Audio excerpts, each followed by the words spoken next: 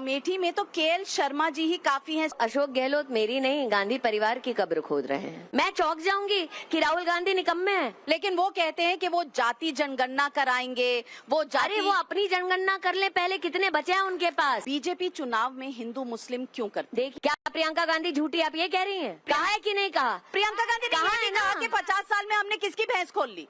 तो चलिए शुरू करते हैं। दोस्तों, अहंकारी ईरानी का अगर आपने ये वीडियो नहीं देखा तो कुछ भी नहीं देखा, जिसमें गोदी एंकर भी क्वेश्चन मोड में दिख रही हैं। तो ये वीडियो देखिए और एंजॉय कीजिए। अशोक गहलोत जी कह रहे हैं कि यहाँ पर अमेठी में तो केएल शर्मा जी ही काफी हैं स्मृति जी को हराने। अगर वो काफी होते तो गहलोत साहब क्यों मंडरा रहे हैं?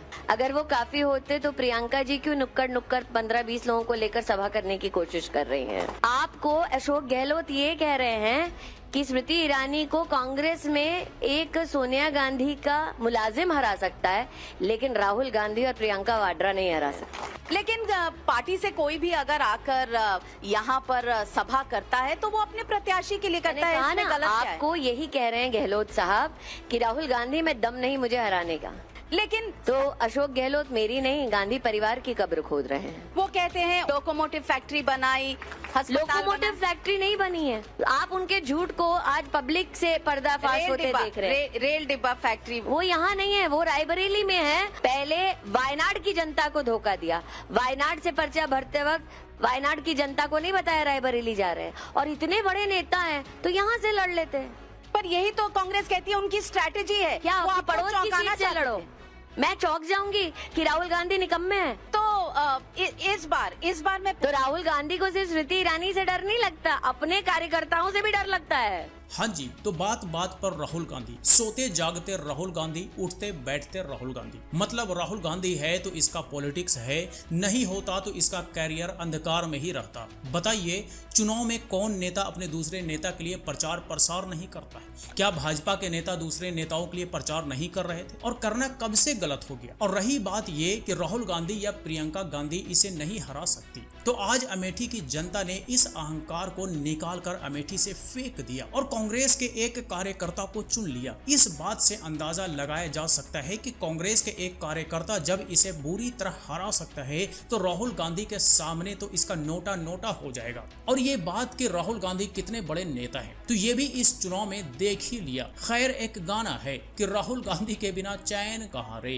लेकिन वो कहते हैं कि वो जाति जनगणना कराएंगे, वो अपनी जनगणना कर ले पहले, कितने बचे हैं उनके पास, सीटें कितनी बची, लोग कितने बचे, कार्यकर्ता कितने बचे और नेता कितने बचे, बाद में देश गिने। पेपर लीक बहुत बड़ी समस्या है। मैं नहीं कह रही सिर्फ उत्तर प्रदेश में, मैंने लेजिस्लेशन का नाम लिया जो मोदी सरकार ने सुनिश्चित किया, लेकिन मैं पुनः कहती हूँ कि कांग्रेस पार्टी की सरकार जिसने राजस्थान में चलाई, वो गहलोत साहब अभी घूम रहे हैं अमेठी में। लेकिन सवाल लोग ये पूछते हैं कि अगर सब कुछ इतना सही चल रहा है तो बीजेपी चुनाव में हिंदू मुस्लिम क्यों करती? देखिए मैम, मैं बिल्कुल साफ कह रही हूँ, सब कुछ अच्छा इसलिए चल रहा है क्योंकि अगर नहीं चल रहा होता तो राहुल जी लड़ लेते। तो फिर राहुल गांधी जी क्यों कहते हैं लिख के रख लो 150 से ज्यादा सीटें नहीं आएंगी? प्रियंका जी 19 में नहीं कहा था क्या? सीटें कहती हैं। 19 में नहीं कहा था राहुल गांधी ने? पर उनका कॉन्फिडेंस इतना था तो लड़ लेते अमेठी से। कौन छीन रहा है?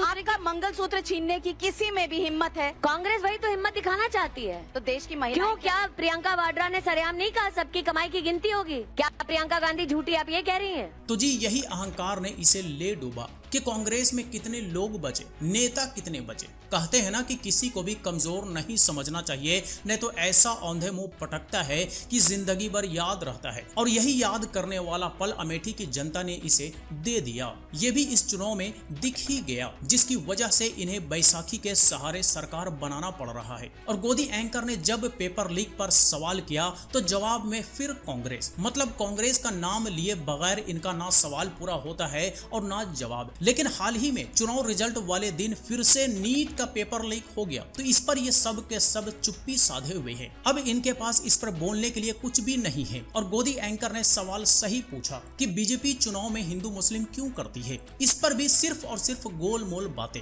मतलब सवाल कुछ भी पूछ लो, जवाब के नाम पर ठेंगा ही ठेंगा मिलने वाला है। लेकिन ये लोग हिंदू मुस्लिम करने में बाज नहीं आएंगे। ये वो कड़वा सच है जो कुछ लोगों को बिल्कुल भी हजम नहीं होगा, लेकिन लेकिन जो सच है वो सच है, इसे कोई झुठला नहीं सकता। लेकिन कहा है कि नहीं कहा? प्रियंका गांधी ने कहा ये भी है ना? कहा कि 50 साल में हमने किसकी भैंस खोल ली। मजा आया, और मैं ये जो मजा है हिंदुस्तान के हर व्यक्ति को देना चाहता हूं।